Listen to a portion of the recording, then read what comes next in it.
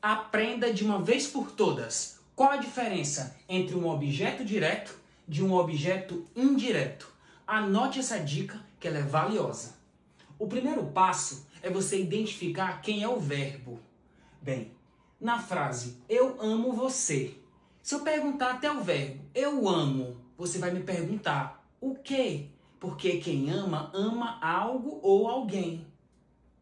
Bem, toda vez que eu fizer essa pergunta, o verbo em questão ele vai ser transitivo direto. E a resposta da pergunta que eu fizer para o verbo vai ser exatamente o objeto direto. Por exemplo, eu amo o quê? Você. Neste caso, o você exerce a função sintática de objeto direto. Ou seja, um objeto direto, ele sempre será o complemento de um verbo transitivo direto.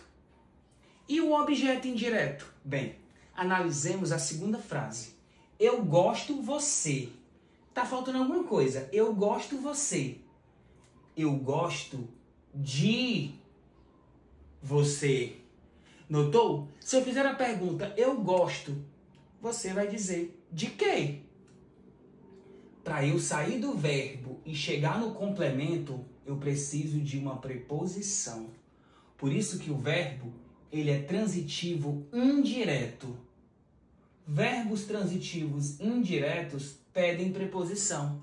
Para que eu consiga chegar no complemento, eu preciso passar pela preposição. Portanto, o complemento de um verbo transitivo indireto, ou seja, a resposta à pergunta que foi feita ao verbo. Eu gosto de quê? Você.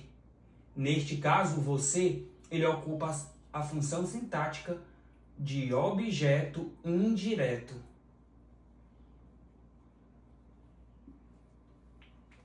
Próxima frase. Eu sonho você. Eu sonho você. Tá faltando alguma coisa. Eu sonho com você.